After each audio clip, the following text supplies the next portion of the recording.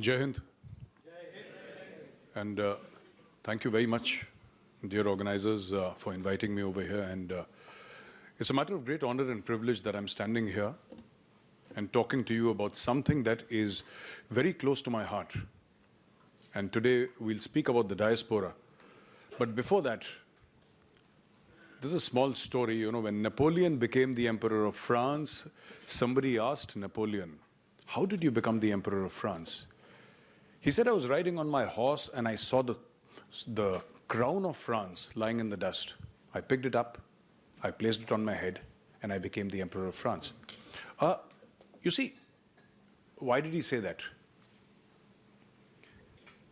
We are talking about the diaspora, and what I'd like to say that I have never seen, apart from the last 10 years, when the diaspora was picked up from the ground and placed on the head as a crown. And the kind of interest that is there in the diaspora, the kind of respect and honor that is now being given to the NRIs, that was not seen before.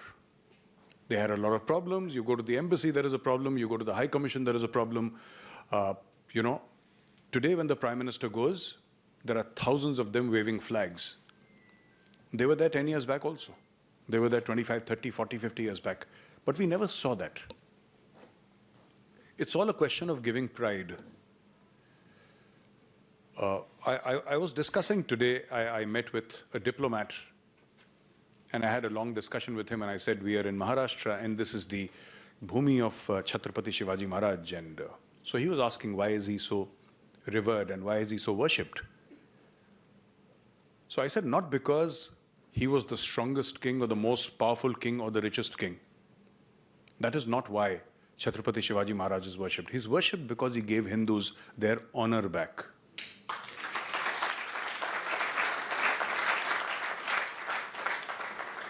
Hindus who had been under a tyrannical regime, who had been persecuted for hundreds of years, found a voice.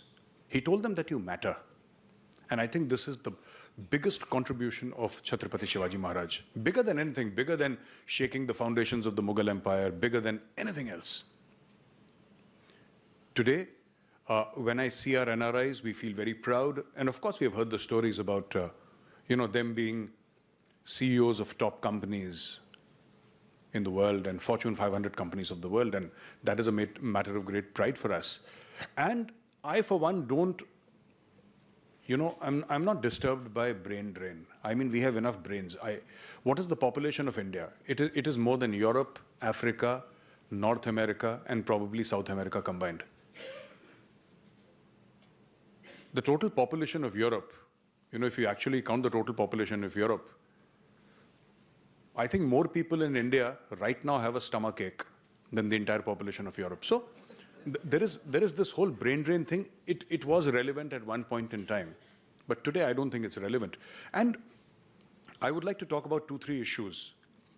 But first of all, you know, something about the mindset, our mindset. And I feel that our mindset needs to change. This is what I feel. Sometimes I tend to say things that are, you know, away from the norm and maybe slightly even controversial, but let's say something controversial. So, you see, the thing is that peace, and this is what I feel, and I could be wrong here, peace is overrated.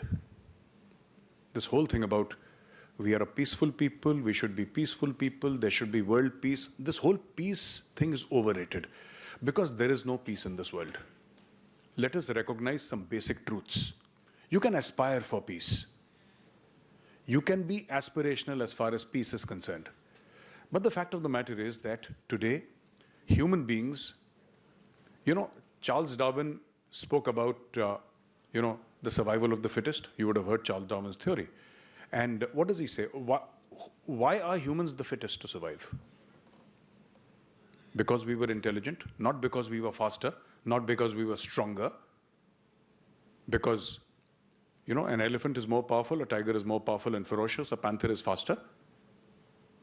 But we are on the top of the food chain because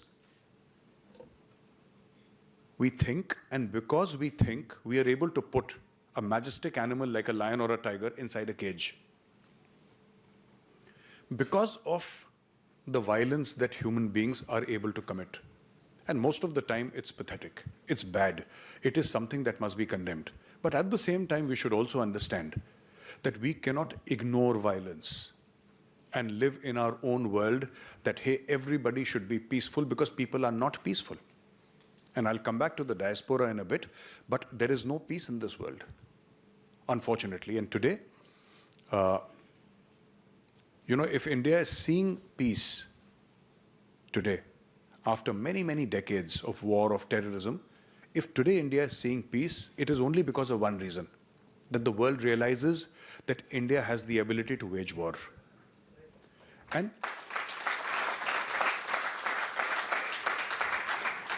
we must understand that only the threat of violence can guarantee peace. Peace cannot be guaranteed by good intentions. And one more thing, and I often make this statement and many people don't like it. You see, what actually happens is that if you continue to be peaceful for a long time, people will think that you are harmless. There is a difference between being peaceful and being harmless. Let us not be harmless. Let us be thought about as a people who have the ability to inflict violence but choose to be peaceful. It is like a lion in a good mood, you see? And when our enemies know and when our enemies understand, today Pakistan is not doing anything, you see, and I keep on discussing with my NRI brothers and sisters, and you have these phone calls, because I don't travel very much. And I don't travel very much because I have FIRs filed against me in UK by Pakistanis, because Pakistanis think that I'm a terrorist for some reason, I don't know. So they said, ye khatarnak aadmi hai aur usko mat aane do. And in the city of Kent, they filed an FIR against me for some reason. So this is what I keep on telling NRIs also. And the reason why I'm saying all this is, even in the army, we have always believed, and we have been told in the army that India has always been a non-expeditionary country, right? India has always been a non-expeditionary country. We have never sent our armies abroad. You must have heard the story. We have never attacked anybody. Have you heard the stories? Okay, these are fake stories, okay? This is fake because this entire narrative is fake. And General Zorawar Singh went to Tibet. And the flag of the Dogra Empire flew on Tibetan territory beyond Ladakh. Maharaja Ranjit Singh conquered Kabul. And the flag of the Khalsa armies were on the fort in Kabul. You know about the Cholas, right? And who built the Angkor Wat temple? So this entire thing that Indians are very peaceful and we are very, I think this was one of the greatest marketing initiatives by Mahatma Gandhi. That, if you become peaceful, then people will not harm you and they will leave you alone. Nobody leaves you alone if you're peaceful, right?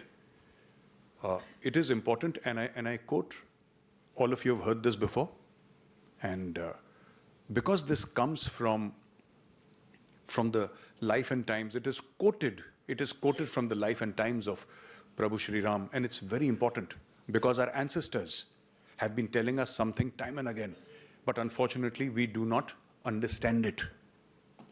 And what is said is that Binay na manat jaladi jad gaye 3 din beet bole Ram sakop tab bhai ben hoye na preet. There is no friendship without fear. There is no friendship without fear.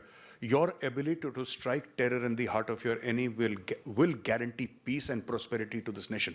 You see, and once I said this in front of a senior politician, and he smiled and he laughed and he said, "Aap kaisi baatein karte hain?" मैंने बोला, "बस sir मैं ऐसी बातें करता हूँ. I'm not a politician."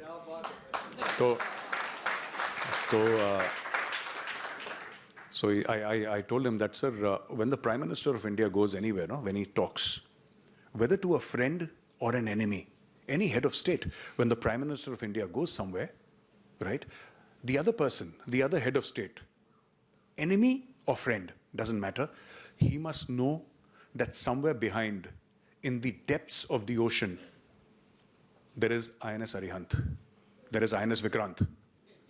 They must know that. Now, where are the NRIs in this entire conversation? We are talking about the diaspora. The reason why I gave you these examples was that you would understand that today, while the NRIs are our ambassadors, they're not simply NRIs, they're our ambassadors. They're a source of great pride and motivation for all of us. We feel happy when we talk about Sundar Pichai, you know? And everybody feels that, hey, here is a role model and this is one guy I can emulate. But today, unfortunately, a lot of our NRIs, unfortunately, they're under threat. This is true. They're under threat. They are under threat in Canada. They are under threat in UK. To some extent, in the US, they are under threat. They are under threat from Pakistanis. They are under threat from Khalistanis. In fact, you must have heard about the threat of Gurpatwan Singh Pannu. He said all the Hindus get out of Canada. Many people took it lightly because every Saturday evening at 8 o'clock, Gurpatwan Singh Pannu makes a threat for some reason. This man will just say, I'll blow up the international airport or Air India, whatever he says. But the fact of the matter is, there are enough crazy elements who may want to carry out that threat. There have been cases of stabbings and knifings and killings of NRIs in hate crimes. And it's only a matter of time, I'm telling you, it's only a matter of time before, and I hope it does not happen because, you know, my family members also live abroad. Many of them, my elder sister is my real sister. She's been living in New York for almost 25, 30 years now. And, but the thing is that, you see, our NRIs have today, maybe, and I could be wrong here, but they have realized that just by being successful, just by paying your taxes, and just by being good model citizens, it does not mean that your safety and security is guaranteed. Any Tom, Dick, and Harry can come you and attack on the road. So in the US, they say that Indians are the highest earners in terms of, you know, per capita. And the prison population is the lowest as far as Indians are concerned. And so many senators and congressmen have said that, you know, I have Indian voters and they are model citizens, they are model immigrants. They will follow the law. They will follow the law, they will pay their taxes. And one gentleman also said some time back that Indians pay, I think, X times more tax than the normal guy. So that is one thing. But such people need to be protected. Such people need to be protected because, you see, there is a resilience. Please understand what I'm trying to say, and if I've said anything wrong, I would love for you to stand up and correct me. We have almost lived under foreign rule for 1,000 years. This country is still 85% Hindu. You can't say the same about Iran, you can't say the same about Egypt, about Europe, about any other country in the world except India. But that is only true because this is India.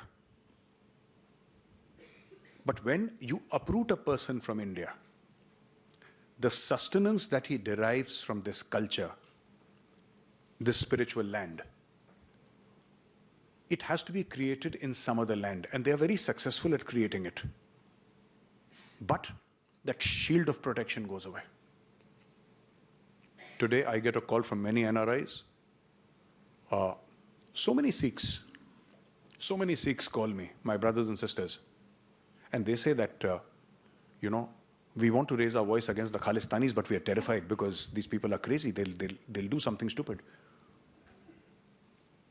They say that Pakistanis are extremely violent in the UK, and they've made ghettos where people can't enter, we can't enter. White people cannot enter into that. There are Sharia zones in the UK, and this is a real problem. What they have done is that they have taken advantage of a certain mindset, including white guilt, in these foreign countries. What has happened is that Europe was a major colonial power. You know, the Dutch, the British, the French, the Portuguese, etc., etc. And these were major colonial powers. And after the Second World War, there was a thinking that, you know, that, we have shed too much blood, the First World War, the Second World War, colonialism, slavery. And slowly these countries started getting free from the European yoke, including India, 15th August 1947.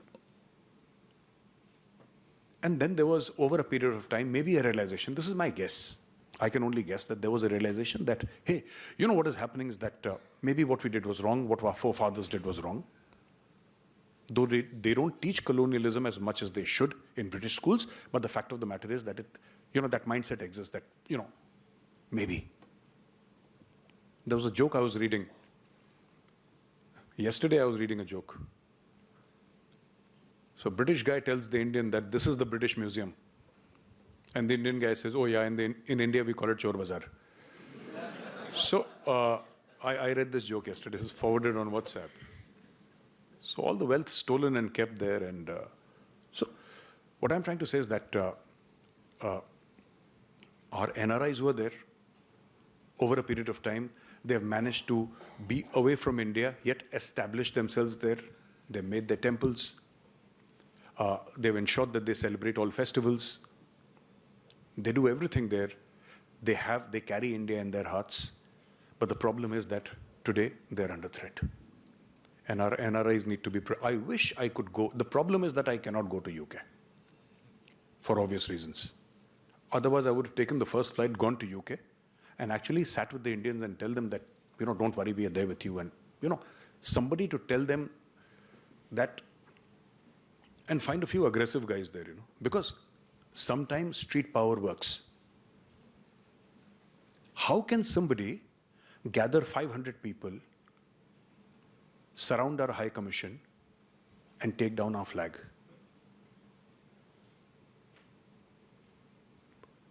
I mean, I cried that day. It felt so humiliating. And I promised myself that I will not forget. And I will not forgive.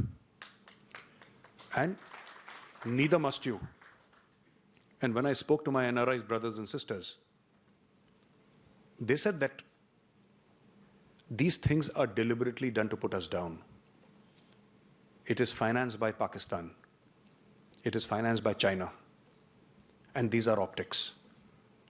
So what I'm calling for here is strength.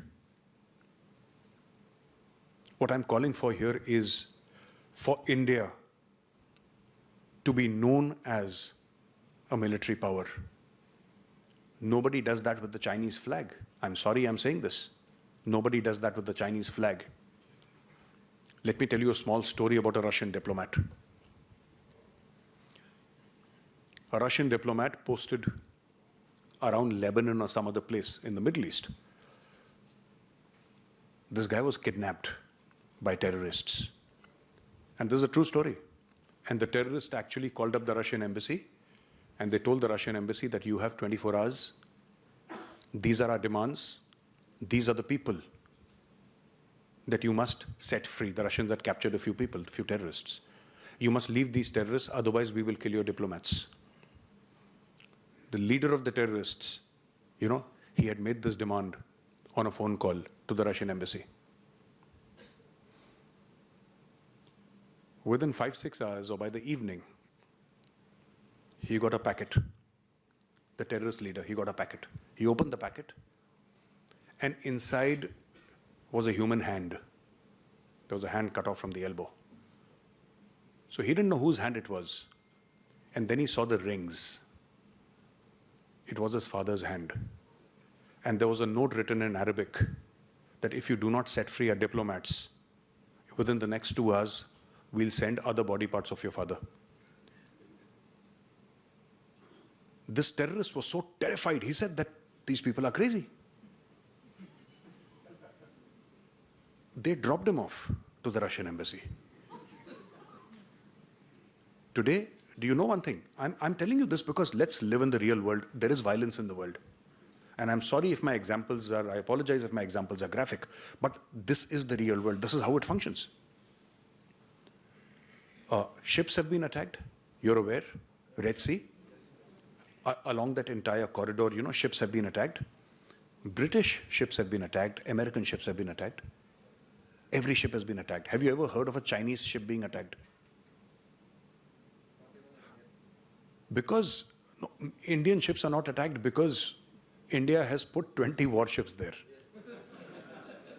This was my point, that India has put so much of fire, they put marine commandos there. Trust me, you don't want to argue with a marine commando. And they've put so much of firepower there, but have you ever seen a Chinese ship attack there? And Chinese presence is very less there. You know why the Chinese ships are not attacked? Because China funds Iran, and Iran funds these terror groups. You don't go against your own sponsors, right? ऐसा थोड़ा ना आप मुझे sponsor कर रहे हो मैं आपको ही उल्टा बोलूँगा ऐसा तो नहीं करूँगा ना. So that is what is happening there. So our NRIs need to be protected. They are our geopolitical assets, and the way I look at NRIs, I look at them through the prism of geopolitics and national security. I don't know in the current generation of NRIs who would be the next Rishi Sunak or the next Vivek Ramaswamy, and therefore I come to my main point. It is important for the NRIs to seek political power in the countries of their residence today. And it is important that we support them. Whether at a government level, it doesn't matter, because America allows for these things. It's legal in America. You can find ways. I'm not saying foreign entities, I'm not talking about foreign entities, but within America, you can certainly support. Indians contribute to their political parties, and Americans can contribute to their political parties. But the fact of the matter is, the more Indians are in politics today, you know why the Khalistanis are so strong? The Khalistanis are so strong because they support the government of Justin Trudeau. They have a stake in the government, and that makes them powerful. Jagmeet Singh is the guy, he's a dyed-in-the-wool Khalistani, hardcore Khalistani. He's a politician, but if he was not a politician, he would have been a terrorist. And this guy supports Justin Trudeau, and he supports Justin Trudeau, and Justin Trudeau turns a blind eye. His father was the prime minister, and his father turned a blind eye to the Kanishka bombings. I don't know if you're aware, but his father turned a blind eye to the Kanishka bombings. And that guy, Panwar, the terrorist, Panwar, there were weapons and explosives found at his house by the Canadian Mounties, and he was let off. They say Canada is a free country. Apparently, it is so free that you can do anything. You're free to explode bombs. You're free to, and that entire thing about, they took out this jhanki of Mrs. Gandhi's assassination, right? All these things are happening. Have you ever thought about how they might terrify a non-resident Indian in Canada? When a terrorist openly makes a threat that Hindus get out, do you understand how disturbing it must be for them? This is what I'm saying, that unless NRIs actively seek political power. I have a few other suggestions which I will not give here because you might think that it's absolutely overboard. But I've said it in the past for our high commissions. I don't know if you've watched my videos, but I've said it in the past. You must have a local security agency guarding your high commissions. You must have a local security agency guarding your embassies. You know, in every US embassy across the world, there are US Marines. Do you know that? There are US Marines guarding. If you try to enter a US embassy by force, he will shoot you. How can somebody take down my flag here? I haven't understood this. If I had any power, and thank God for a beautiful country that I don't, because it would have gone sideways absolutely, but if I had any power, I would put armed people there in front of our high commissions, front of our councils, in front of our embassies, armed people with guns. I would put soldiers of the Indian Army there. Because, why? That is sovereign Indian land. The embassy in Washington is not American soil, it's Indian soil. And Indian soil must be guarded and protected.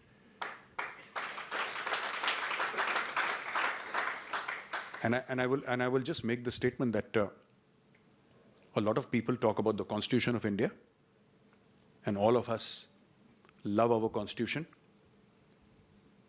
We respect our Constitution.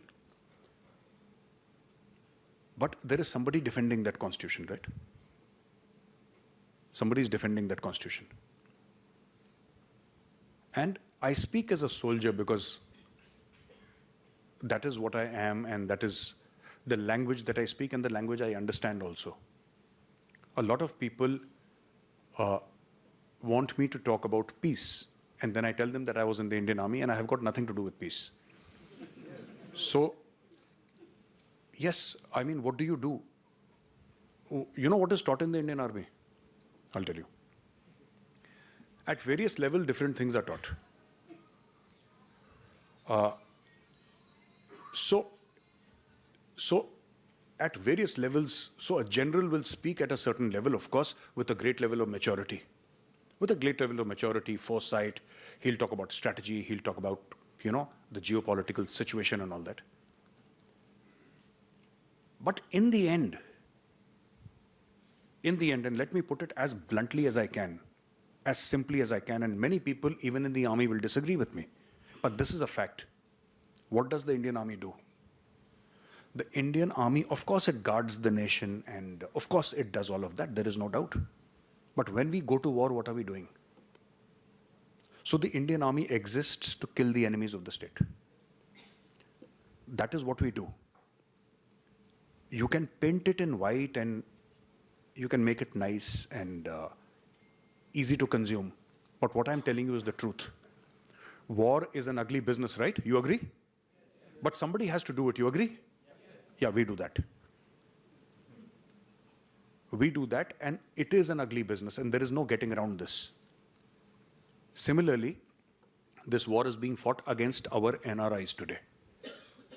Our NRIs are being threatened by various elements who are inimical to India. And our NRIs should and must be protected at all costs. Because if you don't protect our NRIs, A, we would be doing them great disservice. That is number one. And number two, we would have lost our greatest asset abroad. We don't have one ambassador in the United States. We have 1 million ambassadors in the United States. We don't have one high commissioner in the UK. We have hundreds and thousands of them. Each one of them qualified, each one of them educated, each one of them loyal, each one of them brave, and each one of them speaking out for Bharat Ma.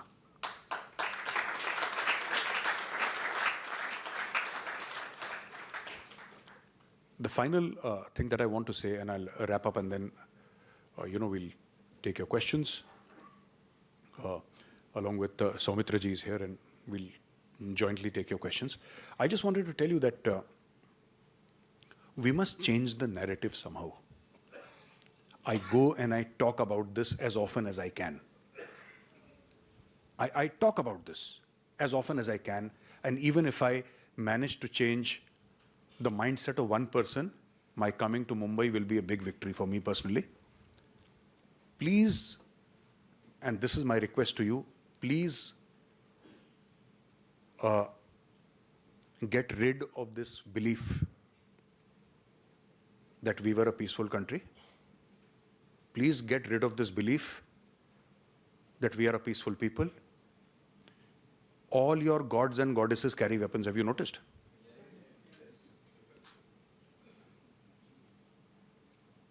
So, we are not peaceful. Our Puranas are full of stories of war. One of India's greatest sons, Chhatrapati Shivaji Maharaj was a warrior. Prabhu Shri Ram was a warrior. Guru Gobind Singh Ji Maharaj was a warrior. All your heroes are warriors. Almost all of them. They have fought. And this is what it is. In my office, and all of you are welcome to visit my office. It's in Noida. On the main wall in the newsroom, in black acrylic font, it is written, Dharma Rakshati Rakshata. Dharma protects those who protect Dharma.